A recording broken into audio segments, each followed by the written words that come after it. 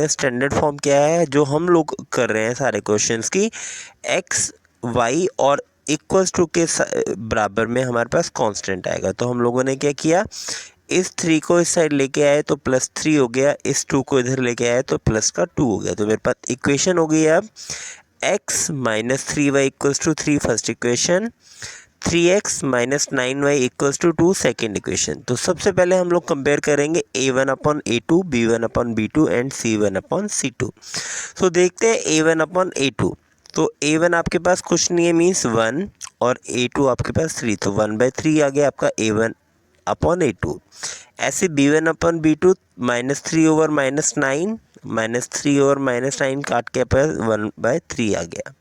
c1 upon c2 3/2, तो मैंने लिख दिया 3/2। मैंने देखा कि जो फर्स्ट a1 अपॉन a2 है और b1 अपॉन b2 है, दोनों 1/3 हैं। That means a1 upon a2 equals to आ गया b1 अपॉन b2 के, लेकिन 3/2 इक्वल नहीं है। तो इसका मतलब a1 upon a2 equals to b1 upon b2 is not equals to c1 upon c2। तो दैट मीन्स इसका कोई सोल्यूशन नहीं है, इसको हम लोग सॉल्व नहीं करेंगे। चलिए नेक्स्ट पार्ट पर चलते हैं। सेकंड पार्ट मुझे गिवन है 2x plus y equals to 5, second equation 3x plus 2y equals to 8। तो सबसे पहले a1 अपॉन a2 देखते हैं, 2/3। तो मेरे पास a1 अपॉन a2 आ गया 2/3।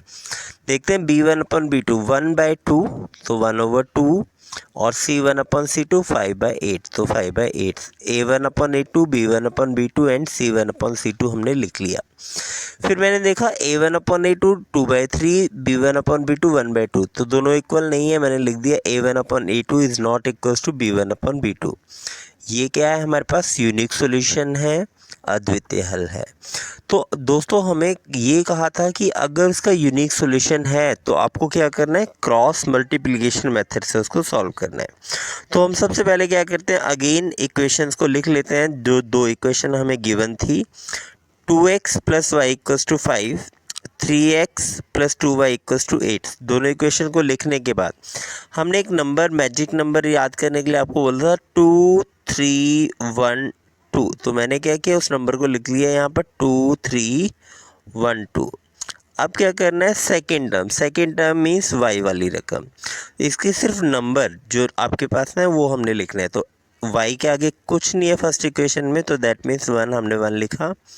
नीचे 2 है, मैंने 2 लिख दिया। तो सेकेंड टर्म आपके पास है कि 1 एंड 2। थर्ड टर्म 5 एंड 8, तो हमने लिख दिया 5 and 8। First term again 2 and 3, तो 2 एंड 3 मैंने लिख दिया। अगेन सेकेंड टर्म 1 एंड 2, मैंने 1 एंड 2 लिख दिया। तो उसके बाद दोस्तों हमने करना क्या है, उसके बाद ये जो हमने लिखा था यहाँ पर, इस नंबर को हमने काट देना है। यहाँ से पेंसिल से इसको आपने लिखना है, इसको हमने इरेज कर देना। अब क्या करना है, इन दोनों नंबर्स के बीच में पहले x, फिर y, और फिर हमने लिखना -y। तो दोस्तों आपके बुक्स में या कोई और टीचर आपको हो सकता है कि ये हम -1 की जगह 1 कराएगा, ओके, प्लस का 1। तो उसमें कंफ्यूज नहीं होना है। उसने जो इक्वेशन ली होगी बेटा, वो ली होगी 2x प्लस वाई, और इस 5 को इधर लिया होगा, तो साइन वैसे ही चेंज हो गया, तो इसलिए उसको +1 लेके भी वो लोग कर सकते हैं। लेकिन हम लोग इसी फॉर्म में कर रहे हैं, इसलिए हम लोग -1 लेंगे। तो अब हमारे पास ये जो था 2 3 1 2, ये तो हम लोग मिटा चुके हैं यहाँ से। अब हम देखते हैं मेरे पास बचा क्या है। पहले बचा x, फिर y एंड फिर -1। तो हमने लिखा सबसे पहले x y एंड -1, दोनों के बीच में इक्वल्स टू का साइन डाल दिया। तो अब हमने लिख दिया यहाँ पर x equals to y equals to minus का 1, तो यहाँ पर -1।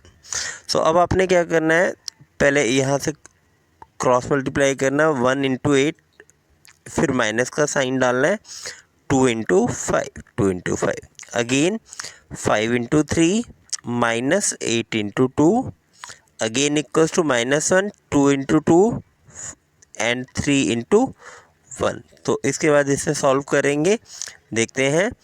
तो यहाँ से देखते हैं दोस्तों, 1 इंटू 8 8 आ गया, 5 इंटू 2 10 हो गया, 5 इंटू 3 15 हो गया, 8 इंटू 2 16 हो गया, 2 इंटू 2 4 हो गया एंड 3 1 3 आ गया आपके पास। तो ऊपर अब हमने देखो करना क्या है, अब हमारे पास इसको सॉल्व करते हैं। 8 में से 10 गया 2 माइनस का, 15 में से 16 गया 1 माइनस एंड 4 में से 3 गया 1। अब हमने इसके बाद हमारे पास ये सॉल्व हो करके आ गया मेरे पास x upon -2 y upon -1 equals to -1/1। जब हमने वैल्यू निकालनी x की तो हम क्या करेंगे, x को और जो y 1 वाली रकम है उन दोनों को कंपेयर करेंगे। जब हमने वैल्यू निकालनी है y की तो हम लोग क्या करेंगे, जो y वाली रकम है इन दोनों को एक साथ लेंगे। तो हमने दोनों को पहले x के लिए लिया, x upon -2 equals to -1/1, cross multiply किया तो x इंटू 1 x हो गया और -2 और -1 2 हो गया। तो x की वैल्यू आपके पास 2 आ गई। सिमिलरली यहाँ से मल्टीप्लाई करेंगे y -1 इंटू -1 +1, तो y की वैल्यू आपके पास 1 आ गई। तो आपके पास आंसर आ गया x equals to 2 y equals to 1। चलिए नेक्स्ट सीखते हैं third part. x 3x -5y equals to 20, 6x -10y equals to 40। तो a1 अपॉन a2 हमने निकाला, b1 अपॉन b2 निकाला, c1 अपॉन c2 निकाला। सो a1 अपॉन a2 3/6 कटिंग करके 1/2 आ गया, b1 अपॉन b2 1/2 आ गया एंड c1 अपॉन c2 भी 1/2 आ गया। तो इसका क्या हुआ, तीनों इक्वल है रेशो, तो इसका मतलब ये क्या है, अपरिमित रूप से अनेक हल है। अगर अनेक हल हैं तो हमें इसे सॉल्व नहीं करना, infinitely many solutions. Next fourth part देखते हैं। फोर्थ पार्ट है x -3y -7 equals to 0, 3x -3y -15 equals to 0। तो इसे पहले स्टैंडर्ड फॉर्म में लिखेंगे हम लोग। तो x -3y इस -7 को इधर लेके आएंगे, प्लस का 7 हो गया, -15 को इधर लेके आएंगे, प्लस का 15 हो गया। अगेन सबसे पहले चेक करना है a1 अपॉन a2। सो a1 upon a2 1/3, a1 upon a2, b1 upon b2 -3/3 काट के मेरे पास हो गया 1, c1 अपॉन c2 7/15। तो इसका मैंने देखा 1/3 जो है 1 के इक्वल नहीं आ रहा, तो a1 upon a2 is not equals to b1 upon b2। इसका मतलब क्या है, इसका अद्वितीय हल है, यूनिक सॉल्यूशन है। तो यूनिक सॉल्यूशन है तो इसे हमें सॉल्व करना है। तो हम लोग अगेन वही लिखते हैं, इक्वेशन लिख लेते हैं पहले, first equation and second equation. तो सबसे पहले एक मैजिकल नंबर हमारा जो हमने लिखा था 2 3 1 2, पहले सेकंड टर्म -3 एंड -3, तो हमने लिखा -3 -3। फिर थर्ड टर्म 7 एंड 15, हमने 7 एंड 15 लिख दिया। इसके फर्स्ट टर्म 1 एंड 3, अगेन मैंने 1 एंड 3 लिख दिया। अगेन सेकंड टर्म -3 एंड -3 मैंने लिख दिया। इसके बाद हमने करना क्या है, ये जो हमने नंबर लिखा था इसको हमने यहाँ से इरेज कर देना है, ये पेंसिल से आपने लिखना है। फिर आपके पास है बेटा इन दोनों रकम्स के बीच में हमने x लिखा, नेक्स्ट दो के बीच में y और नेक्स्ट दो के बीच में -1। अब पहले 3 इंटू 15 हमने लिखा, -3 इंटू 15, अगेन -3 इंटू 7 और इन दोनों के बीच में माइनस का साइन, अगेन 7 इंटू 3, 15 इंटू 1 दोनों के बीच में माइनस का sign, again 1 into -3 and 3 into -3 और दोनों के बीच में माइनस का साइन। तो इसको सॉल्व करते हैं। 3 इंटू 15 45, माइनस का sign, 7 into 3 21, 7 into 3 21 minus 15 into 1 15, 3 -3 minus का साइन, 3 3 था 9 -9। सो अब इसको सॉल्व कर लेते हैं। तो सॉल्व करने के बाद -45 और माइनस माइनस प्लस का 21 आ गया। यहाँ पे 21 में से 15 माइनस किया 6 हो गया, -1 over -3 and minus minus plus का 9 हो गया। अब इसको आगे सॉल्व करते हैं।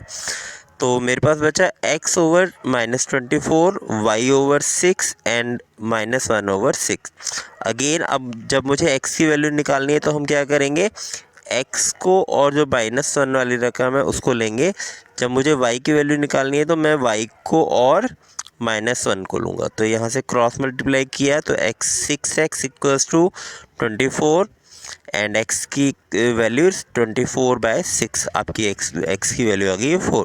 अगेन यहाँ पर y equals to y/6 equals to -1/6, cross multiply करेंगे, 6y इक्वल्स टू 6 से 6 कैंसिल, तो आपके पास y की वैल्यू आ गई -1। तो आपके पास x की वैल्यू 4 एंड y की वैल्यू -1 आ गई है। चलिए सेकंड क्वेश्चन की तरफ चलते हैं। अब बेटा सेकंड जो क्वेश्चन है ये वेरी इंपॉर्टेंट है। बोर्ड एग्जाम्स में इस तरह के क्वेश्चन, इस तरह के जो क्वेश्चन हैं वो बार बार आते हैं, तो आपको ये ध्यान से करना है क्वेश्चन। चलिए क्वेश्चन पढ़ते हैं पहले। कहते ए और बी के किन मानों के लिए निम्न रैखिक समीकरणों के युग्म के अपरिमित रूप से अनेक, तो पहली कंडीशन है अपरिमित रूप से अनेक हल। For which value of a and b does the following pair of linear equation have infinitely number of solution, तो आपने याद रखना है। चलिए पहले देखते हैं हमारे पास क्वेश्चन क्या गिवन था। क्वेश्चन इक्वेशन थी 2x + 3y = 7, इधर a minus b bracket x a plus b into y equals to 3a + b - 2। तो सबसे पहले हम लोगों ने a1/a2 निकाला, 2/a minus b, b1/b2 3/a + b एंड c1/c2 7/3a + b - 2। तो a1/a2 b1/b2 c1/c2 हमने निकाल लिया। अब मैंने देखा इनफाइनाइटली मैनी सॉल्यूशन अनेक हल के लिए क्या कंडीशन थी, a1/a2 equals to b1/b2 equals to c1/c2। So इन तीनों को हम क्या करेंगे, इक्वल लिख देंगे। यहाँ से मैंने लिख दिया इक्वल अकॉर्डिंग टू क्वेश्चन। सो सबसे पहले अब देखो तीन इक्वेशंस हैं और वेरिएबल्स दो हैं, एक वेरिएबल है a और एक वेरिएबल b। तो हम लोग क्या करेंगे, पहले इन दो टर्म्स को ले लेते हैं, फिर इन दो टर्म्स को ले लेंगे। तो दो बार हमें सॉल्व करना पड़ेगा, उसके बाद वैल्यू हमारी सॉल्व हो जाएगी। तो पहले हम लोग क्या करते हैं, इन दो टर्म्स को ले लेते हैं। एक साथ हमने लिखा 2/a minus b equals to 3/a + b। तो क्रॉस मल्टीप्लाई किया, 2 × a + b equals to 3 × a minus b। अब जब ब्रैकेट खोलेंगे तो क्या आएगा, देखते हैं।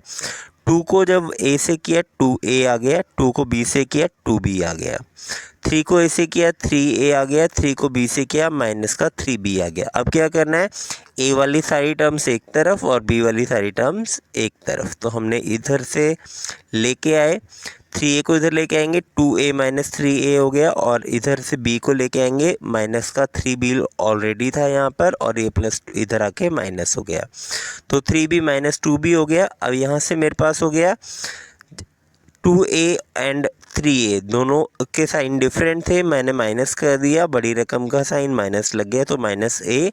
इधर से दोनों का साइन सेम था तो ऐड हो गया, 2 and 3 5 एंड b एंड दोनों साइड से माइनस कैंसिल, तो आपके पास a की वैल्यू आ गई 5b।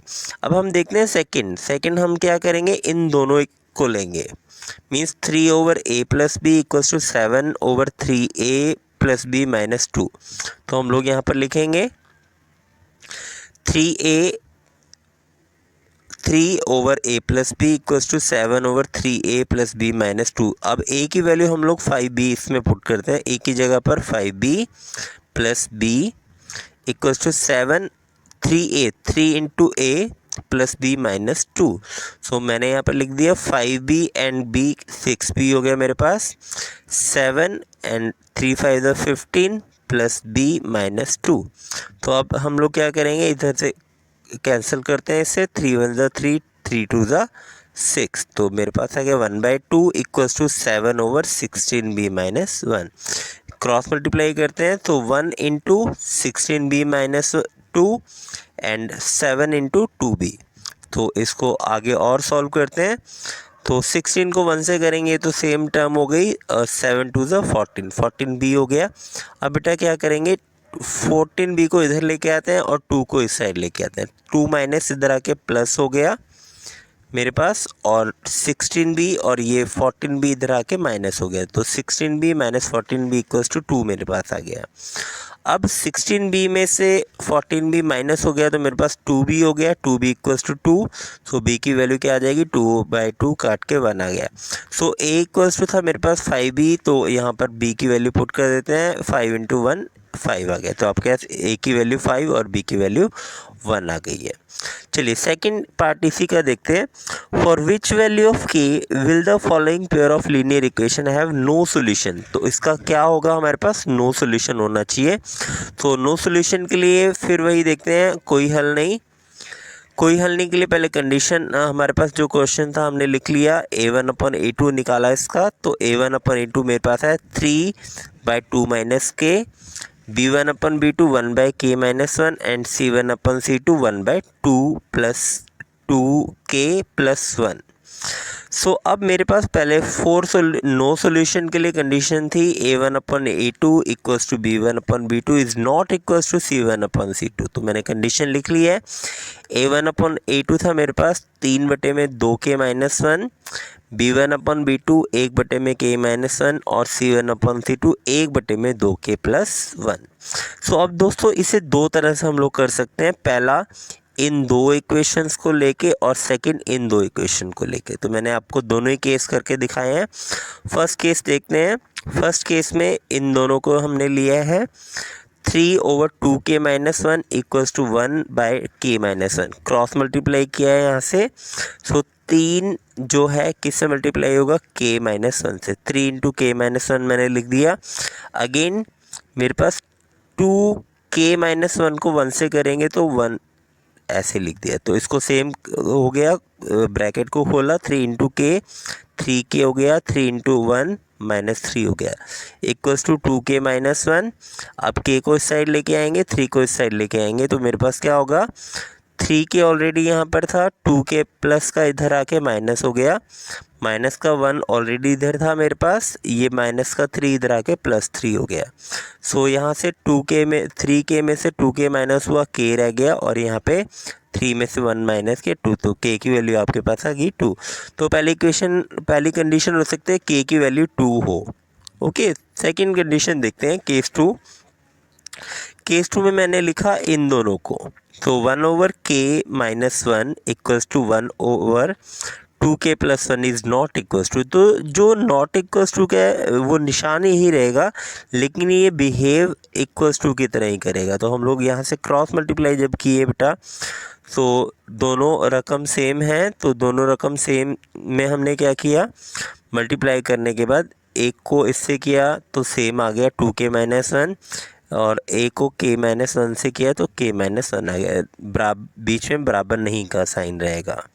सो यहाँ से k वाली रकम एक तरफ लेके आते हैं, 2k - k हो गया, इधर -1 इधर आके हमारे पास क्या हो गया, माइनस का 1 था, इधर +1, ये 0 हो गया। तो k की वैल्यू जो है वो इज़ नॉट इक्वल्स टू 0 होनी चाहिए। तो ये दो आपके पास सोल्यूशन है, दोनों में से कोई भी आपका आंसर हो सकता है। चलिए क्वेश्चन नंबर 3 पर चलते हैं। Solve the following pair of linear equation by substitution and cross multiplication method. तो अब आपको दोनों मेथड से ही करना है। तो चलिए पहला फर्स्ट पार्ट देखते हैं। 8x + 5y equals to 9, 3x + 2y equals to 4। तो आप क्या करेंगे, पहले दोनों इक्वेशन, पहले सब्स्टिट्यूशन मेथड की बात करते हैं। 8x + 5y इक्वल्स टू 9, तो मैंने क्या किया, 8x + 5y इक्वल्स टू 9। तो यहाँ से बेटा x की वैल्यू निकालें है, तो 5 को इधर लेके जाएंगे, 9 - 5y हो गया। जब यहाँ से हमने x की वैल्यू निकाली है तो 8 मल्टीप्लाई में था, इधर डिवाइड में आ गया, तो आपके पास x की वैल्यू आ गई 9 - 5y/8। अब हमने क्या करना है, फर्स्ट इक्वेशन में से निकाली है तो सेकंड इक्वेशन में पुट करनी है। सेकंड इक्वेशन थी मेरे पास 3x + 2y इक्वल्स टू 4। सो हम क्या करेंगे, लिख देंगे यहाँ पर x का मान इक्वेशन 2 में भरने पर। तो 3 × x की value 9 - 5y/8 + 2y equals to 4। तो अब क्या करेंगे, इसका एलसीएम ले लेंगे। एलसीएम 1 और 8 का 8 आ गया, 8 को 8 से डिवाइड किया 1 आया, तो पहली रकम हमने सेम लिख दी, 3 ब्रैकेट में 9 - 5 है। इधर 1 से जब हम लोग डिवाइड करेंगे 8 को, तो 8 आ गया, 8 × 2 = 16 हमने लिख दिया, इक्वल्स टू 4 आ गया। अब इसको क्रॉस मल्टीप्लाई करते हैं। क्रॉस मल्टीप्लाई करने 8 × 4 = 32 आ गया, और इस ब्रैकेट को अभी हमने नहीं खोला। अब हम ब्रैकेट को खोलते हैं। 3 × 9 27 हो गया, 3 × 5 15 हो गया, +16y इक्वल्स टू 32 अब यहाँ से नंबर्स देखते हैं कौन कौन से एक जैसे हैं। तो मैंने 27 को इधर लेके गया, 32 माइनस 27 हो गया और माइनस 15y प्लस 16y, तो इनको माइनस करेंगे तो y इक्वल्स टू 5 आ गया। अब y की वैल्यू आप क्या करेंगे, इक्वेशन थर्ड में पुट कर देते हैं, x equals to 9 minus 5y over 8। So 5y की वैल्यू 5 थी, 5 5 25 हो गया। सो 25 9 माइनस 25 माइनस 16 कट के 8 टू द 16, तो आपके x की वैल्यू -2 एंड y की वैल्यू 5 आ गई है। चलिए अब देखते हैं क्रॉस मल्टीप्लिकेशन मेथड में अगेन हम लोग एक नंबर वही लिखेंगे 2312। सेकेंड टर्म पहले 5 and 2, third term 9 and 4, first term 8 and 3 and second term again 5 and 2। इसके बाद हमने इसको क्या करना है, यहाँ से इरेज कर देना है, रब कर देना है। इसके बीच में हमारे पास नंबर क्या रहेगा, x y एंड -1। तो पहले देखते हैं x के नीचे क्या आएगा बेटा, x के नीचे आएगा 5 into 4 minus 2 into 9। Okay, next y के नीचे 9 into 3 minus 4 into 8, 9 into 3 minus 4 into 8। Again -1 के नीचे 8 इंटू 2 माइनस 3 इंटू 5। इसको सॉल्व करते हैं, 5 4 ज़ा 20 माइनस 2 9 ज़ा 18। y के नीचे 9 3 ज़ा 27 एंड 4 8 ज़ा 32 माइनस 8 2 ज़ा 16 माइनस 3 5 ज़ा 15। सो अब देखते हैं यहाँ से सॉल्व करने के बाद 20 में से 18 माइनस किया 2 आ गया, 32 में से 27 माइनस किया माइनस का 5 आ गया एंड 16 में से 15 माइनस किया 1 आ गया। अब फिर अगेन मुझे x की वैल्यू निकालनी है, तो हम क्या करेंगे, x/2 एंड -1/1 को हम लोग लेंगे, क्रॉस मल्टीप्लाई करेंगे तो x की वैल्यू आपके पास आएगी -2। अगेन जब हमने y की वैल्यू लेनी है तो हम लेंगे -y/-2 -5 equals to -1, cross multiply करेंगे तो y इक्वल्स टू -+5 आ गया। तो आपके आंसर दोनों का सेम आया है, क्रॉस मल्टीप्लिकेशन से भी और सब्स्टिट्यूशन से भी। चलिए सेकंड पार्ट पर चलते हैं। नेक्स्ट है क्वेश्चन नंबर 4। क्वेश्चन नंबर 4 में बोलता है निम्नलिखित समस्याओं में रैखिक समीकरणों के युग्म बनाइए और उनके हल यदि उनका अस्तित्व हो किसी बीजगणितीय विधि। तो अब यहाँ पर बेटा एक वेरी इंपॉर्टेंट आपने ध्यान रखना है, किसी मतलब एनी, तो आपको कोई भी मेथड आप यूज़ कर सकते हैं, ज़रूरी नहीं है आपने क्रॉस मल्टीप्लिकेशन करना है, सब्स्टिट्यूशन करना है या एलिमिनेशन करना है। आपको जो मेथड सबसे अच्छा लगता है, जो सबसे इजी लगता है, जो जिसमें आपको लगता है आपने खूब प्रैक्टिस की है, आप उस मेथड को यूज़ कर सकते हैं। चलिए इंग्लिश में पढ़ते हैं। Form the pair of linear equation in the following problem and find solution if they exist by any algebraic method। तो यहाँ पर एक वर्ड है any algebraic method, आप किसी भी मेथड से कर सकते हैं, it depends on you, आपकी मर्जी है। चलिए फर्स्ट क्वेश्चन देखते हैं। एक छात्रावास के मासिक व्यय का एक भाग नियत है, मीन्स एक फिक्स है, नियत का मतलब तो फिक्स, तथा शेष इस बात पर निर्भर करता है कि छात्र ने कितने दिन भोजन किया। तो एक फिक्स है और एक डिपेंड करता है कितने दिन भोजन लिया है। जब एक विद्यार्थी ए को 20 दिन, अब एक विद्यार्थी था उसने हॉस्टल में एडमिशन ले लिए, तो मतलब जो उसको फिक्स चार्ज है वो तो देना पड़ेगा, प्लस उसने 20 दिन खाना दिया तो उसने कितने रुपए दिए, 1000 रुपये दिए। एक और विद्यार्थी है, उसने कितने दिन खाना खाया, 26 दिन खाना खाया, तो उसने कितने रुपए दिए, 1180 रुपये दिए। तो हमें क्या निकालना है, नियत व्यय और प्रतिदिन भोजन का मूल्य।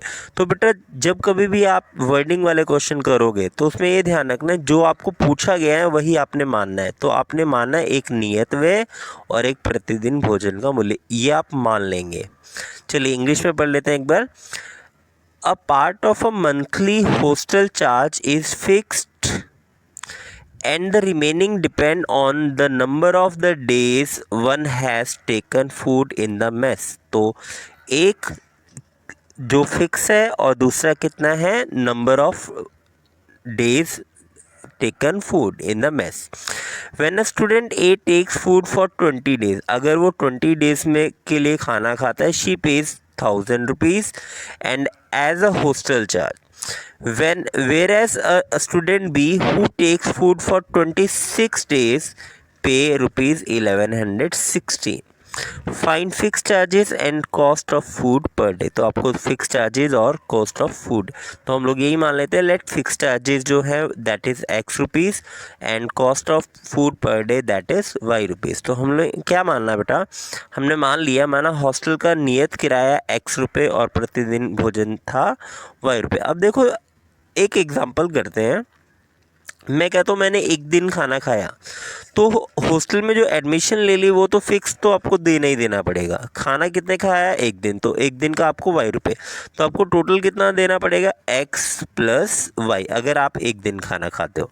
ऐसे ही अगर आप 10 दिन खाना खाओगे तो हॉस्टल की एडमिशन का x रुपीज़ तो देना ही पड़ेगा प्लस 10 दिन खाने का 10y। अगर आप 25 दिन खाओगे तो x प्लस 25y। तो ऐसे ही आप जितने दिन खाना खाओगे आपको उतने ही दिन देना पड़ेगा। तो चलिए अब क्वेश्चन पहला जो पार्ट था, ए जो स्टूडेंट था वो कितने दिन खाना खाया, उसने 20 दिन।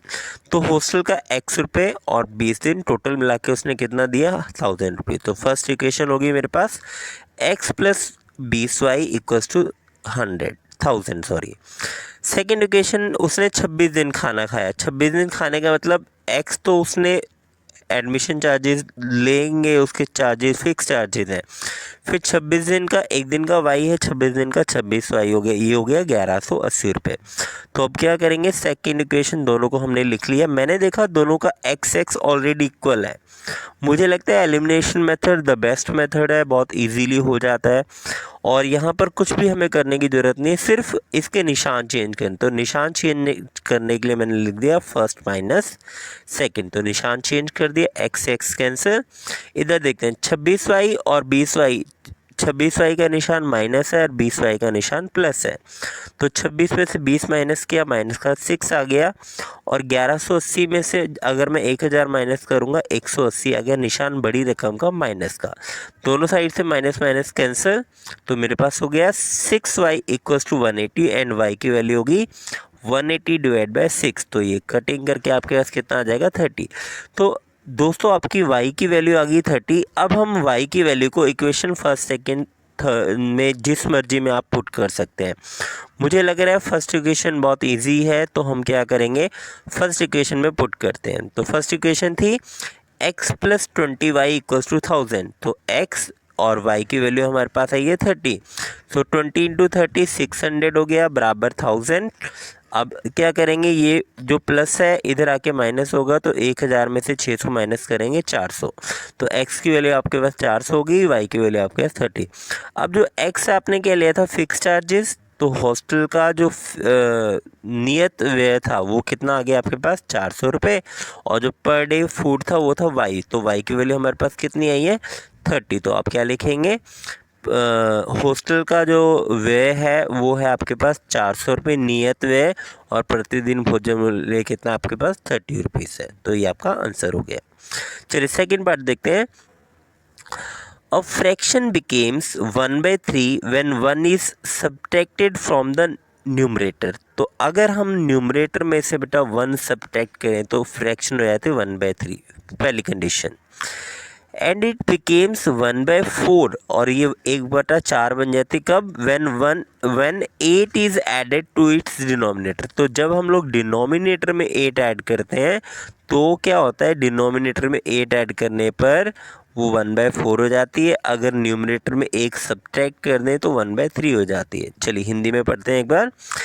एक भिन्न 1/3 हो जाती है यदि उसके अंश में से 1 हटाया जाता है, और वो 1/4 हो जाती है यदि उसके हर में 8 जोड़ दिया जाता है। तो भिन्न ज्ञात करना है। तो हम लोग सबसे पहले बेटा क्वेश्चन वही, हमें भिन्न ज्ञात करनी है। तो भिन्न हमें पता है अंश बटे में हर होता है, मीन्स न्यूमरेटर अपॉन डिनोमिनेटर। तो हमने सपोज कर लिया let numerator equals to x and denominator equals to y. तो फ्रैक्शन होगी numerator upon denominator that is अंश बटे हर, तो एक्स अपॉन वाई। तो आपका फ्रैक्शन हो गया एक्स अपॉन वाई।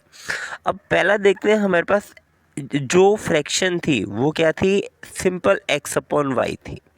अब वो कह रहा था अगर मैं न्यूमरेटर में से 1 सब्ट्रैक्ट कर दूं तो एक सब्ट्रैक्ट करने का मतलब मैंने इसमें से एक माइनस कर दिया, मैंने ऊपर वाली रकम में से एक माइनस किया तो 1/3 हो गया। इसको क्रॉस मल्टीप्लाई किया, 3 इंटू ब्रैकेट में x minus 1 equals to y into 1, y आ गया। तो मेरे पास इक्वेशन हो गया यहाँ से 3 ब्रैकेट में x minus 1 equals to y. तो इसको खोल लेते हैं, 3 को x से करेंगे 3x हो गया, 3 को 1 से करेंगे माइनस का 3 हो गया इक्वल्स टू वाई।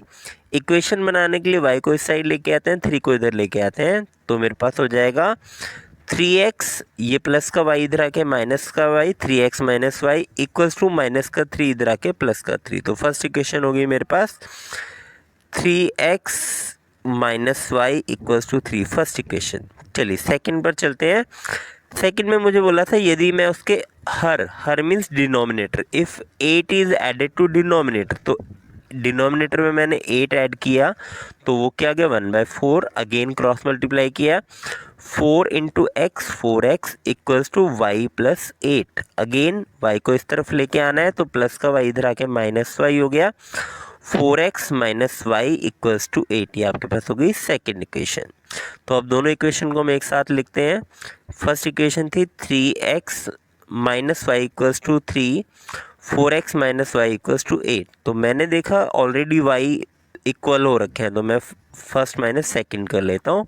तो निशान चेंज हुआ, यहाँ से y कैंसिल हो गया बेटा, 4x माइनस का है 3x प्लस का है तो माइनस हो जाएगा, 4 में से 3 गया 1 और निशान बड़ी रकम का माइनस का, इधर 8 में से 3 गया 5 और निशान तो कैंसिल हो गया, x की वैल्यू आपके पास आ गई 5। अब क्या करेंगे, x की वैल्यू हम इक्वेशन फर्स्ट में पुट कर देते हैं। इक्वेशन फर्स्ट थी 3x minus y equals to 3, तो 3 इंटू एक्स की value 5 minus y equals to 3 हो गया।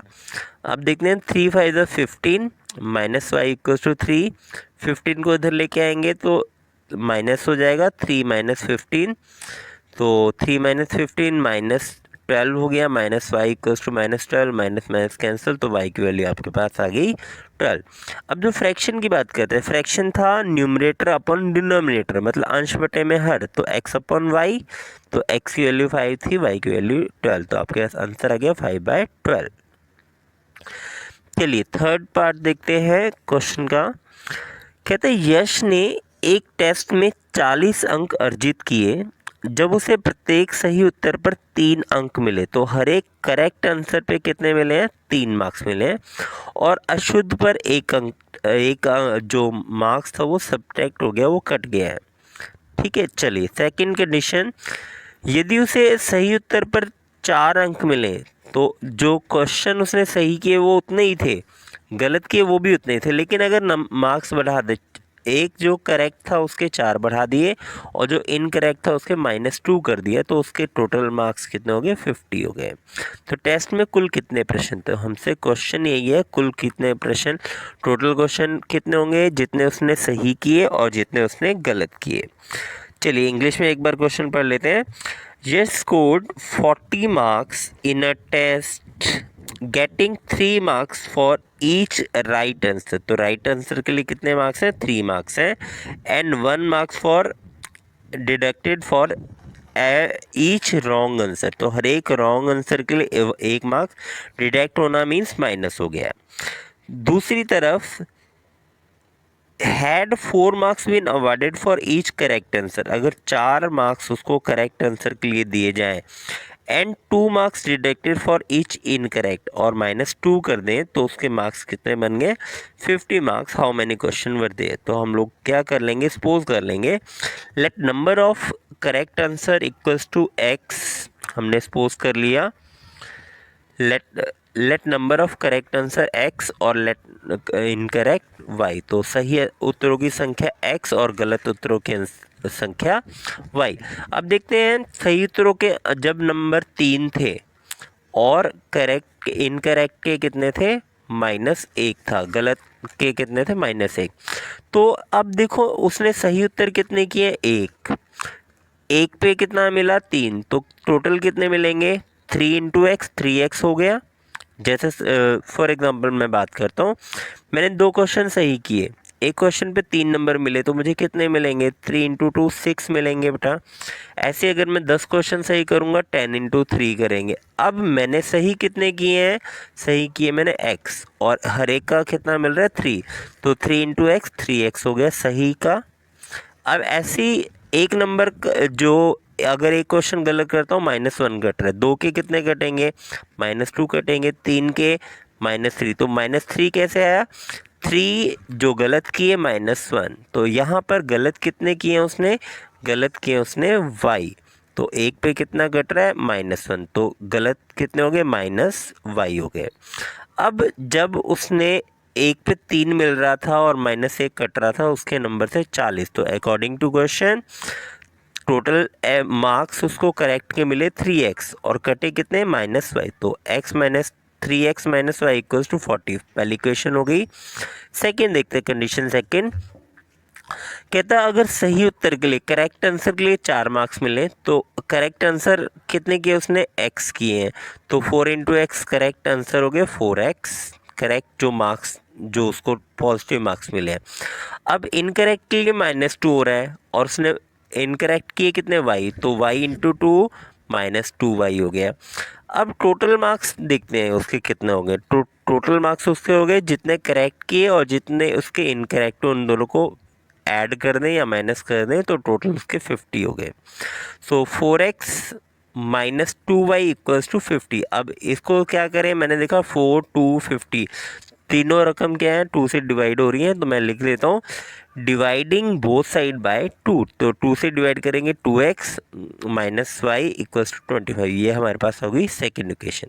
अब क्या करते हैं, दोनों इक्वेशन को एक साथ लिखते हैं। फर्स्ट इक्वेशन थी 3x minus y equals to 40, second equation थी 2x minus y equals to 25। मैंने देखा y ऑलरेडी इक्वल हैं बट निशान सेम है, तो मैंने लिख दिया यहाँ पर first minus second. First minus second लिखने के बाद निशान चेंज किया तो 3x में से 2x माइनस हुआ तो x आ गया प्लस का, इधर से 40 में से 25 माइनस किया 15 और ये कट गया यहाँ से, तो x की वैल्यू आ गई 15। अब x की वैल्यू जो है हम इक्वेशन सेकेंड में पुट कर देते हैं। इक्वेशन सेकेंड क्या कहती है, 2x minus y equals to 25, so 2 into x की वैल्यू थी 15, 2 इंटू 15 30 हो गया, माइनस वाई इक्वल्स टू 25, 30 इधर आके 25 माइनस 30 हो गया बेटा, 30 जब माइनस करेंगे तो -5, वाई माइनस माइनस कैंसिल, तो y की वैल्यू आपके पास आ गई 5। तो दैट मीन्स उसने करेक्ट कितने किए, उसके करेक्ट आंसर थे 15 और इनकरेक्ट कितने किए, उसने इनकरेक्ट किए 5। तो आप लिखेंगे लास्ट में नंबर ऑफ करेक्ट आंसर, सही उत्तरों की संख्या 15 और गलत उत्तरों की संख्या 5। ये आपका सॉल्व हो गया। चलिए फोर्थ पार्ट पर चलते हैं। इम्पॉर्टेंट पार्ट है बेटा ये आपको पेपर में भी आ जाता है, तो इसको ध्यान से हम लोग देखेंगे और ध्यान से करेंगे। Places A and B are 100 kilometre apart on a highway. One car start from A and another from B at the same time. If the car travels in the same direction at a different speed, they meet in 5 hours. तो अगर वो same direction में जाती हैं तो कितने घंटे में मिलती हैं, 5 घंटे में। If they travels towards each other they meet in 1 hour। अगर एक दूसरे की तरफ जाती हैं तो 1 घंटे में मिलते हैं। What are the speeds of the car, तो आपको निकालना क्या है, स्पीड ऑफ द कार आपको निकालनी है। चलिए देखते हैं। एक राजमार्ग पर दो स्थान ए और बी 100 किलोमीटर की दूरी पर है। एक कार ए से और दूसरी कार बी से एक ही समय पर चलना प्रारंभ करती है। यदि ये कारें विपरीत दिशा, अब विपरीत दिशा एक बार समझते हैं। फॉर एग्जांपल ये ए पॉइंट है और ये बी पॉइंट है। विपरीत दिशा ये होती है बेटा ऑपोजिट डायरेक्शन, और सेम डायरेक्शन यहाँ से और यहाँ से, ये सेम डायरेक्शन है। तो सेम और डिफरेंट को एक बार देख लेना है। तो अगर विपरीत दिशा में चलती हैं तो 1 घंटे में मिलती हैं, और अगर एक ही दिशा में चलती हैं तो 5 घंटे में मिलती हैं। तो हमें निकालना कि दोनों कारों की चाल ज्ञात करनी है। तो हम लोग क्या मान लेते हैं, सपोज कर लेते हैं let speed of car A, speed जो होती है बेटा वो या तो मीटर पर सेकंड में या किलोमीटर प्रति घंटा में होती है। तो हमारे पास यहाँ पर जो दूरी है वो किलोमीटर में दी है और समय घंटे में दिया है, इसलिए हम लोग स्पीड मान लेते हैं किलोमीटर प्रति घंटा। So speed of car B equals to y kilometre प्रति घंटा, कार ए की चाल x किलोमीटर प्रति घंटा और y किलोमीटर प्रति घंटा। कार ए और बी की चाल हमने मान ली। अब देखते हैं इस x किलोमीटर पर आर का मतलब क्या है। इसका मतलब है 1 घंटे में वो x किलोमीटर चलेगी। कार ए जो है वो 1 घंटे में कितना चलेगी, x किलोमीटर, और कार बी कितना चलेगी, y किलोमीटर। तो हमने यहाँ पर लिख लिया distance travelled by car A in 1 hour x kilometre, distance travelled by car B in 1 hour equals to y kilometre. तो ये जो हमने स्पीड ली है उसी से हमारे पास आ गया। तो ये तो हो गया 1-1 घंटे की बात। उसके बाद देखते हैं distance travelled by car in 5 hour. 1 घंटे में कितना x है, तो 5 घंटे में कितना ट्रैवल करेगी बेटा, 5x करेगा। ऐसी कार भी जो है 1 घंटे में कितना चल रही है, वो 1 घंटे में चल रही है y, तो 5 घंटे में कितना चलेगी, 5 आवर। तो कार ए द्वारा 5 घंटे में तय दूरी 5x और कार बी द्वारा 5 घंटे में तय दूरी 5y। अब आते हैं क्वेश्चन के ऊपर। तो फर्स्ट केस था डिफरेंट डायरेक्शन। अब डिफरेंट डायरेक्शन देखते हैं कैसे। मेरे पास ये ए और बी पॉइंट है, ए पॉइंट यहाँ पर है और बी पॉइंट यहाँ पर है। अब बेटा अगर डिफरेंट डायरेक्शन है, सेम डायरेक्शन है, पहले सेम डायरेक्शन ये होती है, तो कार बी ने यहाँ से चलना शुरू किया, ओके, ये यहाँ पर जा रही है। कार ए ने यहाँ से चलना शुरू किया। देखो ये कंडीशन तभी हो सकती है अगर एक कार यहाँ से चल रही है, एक कार यहाँ से चल रही है और यहाँ मिल रहे हैं, तो ये तभी पॉसिबल है जब कार बी जो है वो स्लो चल रही हो और कार ए है वो थोड़ी फास्ट चल रही हो। तो हुआ क्या, कार ए ने यहाँ से लेके वो यहाँ तक आ गया, ये डिस्टेंस कवर किया। तो कार ए जो 5 घंटे में कितना ट्रैवल कर रही थी, उसकी स्पीड थी x किलोमीटर पर आवर, तो 5 घंटे में कितना 5x हो गया। ऐसी जो कार बी है वो यहाँ से लेके यहाँ तक आई, 1 घंटे में इसकी स्पीड थी y किलोमीटर पर आवर, तो ये कितना कवर करेगी, 5y। तो दोनों की डिस्टेंस और दोनों की स्पीड हमने लिख लिया, दोनों का डिस्टेंस हमने लिख लिया। अब देखते हैं कि मेरे पास डिस्टेंस तो खाली ए और बी का गिवन था, तो देखते हैं दोस्तों यहाँ से लेके यहाँ तक का डिस्टेंस ये था कार ए का डिस्टेंस, और यहाँ से लेके यहाँ तक का डिस्टेंस ये था कार बी का डिस्टेंस। देखो अगर मैं इसको काट देता हूँ, कैंसिल कर देता हूँ, तो कौन सा डिस्टेंस बचा, मेरे पास डिस्टेंस बच गया ये वाला, और ये डिस्टेंस कितना था 100। तो मैं लिख सकता हूँ 5x minus 5y equals to ये डिस्टेंस, और ये कितना था 100। तो मैं फर्स्ट इक्वेशन हमारे पास बन गई 5x minus 5y equals to 100। अब इन दोनों को 5 से डिवाइड कर दें, डिवाइडिंग बोथ साइड बाय 5, तो 5 कैंसिल, x हो गया, 5 कैंसिल, y हो गया, और 5 दूनी 10 एंड 0, तो 20 हो गया। तो फर्स्ट इक्वेशन मेरे पास होगी x minus y equals to 20। Second equation देखते हैं। सेकेंड इक्वेशन बेटा कार जो है वो डिफरेंट डायरेक्शन, तो एक कार यहाँ पर थी, एक कार यहाँ पर थी, ये चलना शुरू किया, यहाँ तक पहुँच गई, ये चलना शुरू किया यहाँ तक, क्योंकि कार ए जो है वो ज़्यादा स्पीड से चल रही है और कार बी थोड़ा कम स्पीड से चल रही है। तो इसका डिस्टेंस था x, इसका डिस्टेंस था y, लेकिन ये यहाँ से लेके यहाँ तक कितना 100। तो मैं लिख सकता हूँ x प्लस y। मैं यहाँ से क्या लिख सकता हूँ, देखो यहाँ से यहाँ तक का x हो गया और यहाँ से यहाँ तक का y हो गया। तो इन दोनों को अगर ऐड कर दें, x और y को ऐड करें तो 100 हो गया। तो मैं लिख सकता हूँ first second equation x plus y equals to 100। तो मैंने लिख दिया x plus y equals to 100 और x minus y equals to 20। तो दोनों इक्वेशन को मैंने देखा, तो मैंने देखा y ऑलरेडी इक्वल है, तो निशान भी डिफरेंट है, तो मैं लिख देता हूँ फर्स्ट प्लस सेकेंड। सो y कट गया, x और x कितना हो गया 2x, 120 हो गया, 100 और 20 को मिला के 120, 2 मल्टीप्लाई में था, इधर आके डिवाइड में हो गया, तो x की वैल्यू आपके पास हो गई 60। अब क्या करेंगे, x की वैल्यू इक्वेशन फर्स्ट में पुट कर देते हैं, x minus y equals to 20, x की value 60 minus y equals to 20। अब ये 60 जो है इधर आके माइनस हो जाएगा, तो minus y equals to 20 minus 60। So आपके पास y की वैल्यू आ गई -40, माइनस माइनस कैंसिल, तो y की वैल्यू होगी 40। सो आप लिखेंगे speed of car a equals to x kilometre per hour, speed of car b equals to 40 kilometre hour. तो 40 एंड 60 उनकी स्पीड आ गई, आपका आंसर हो गया।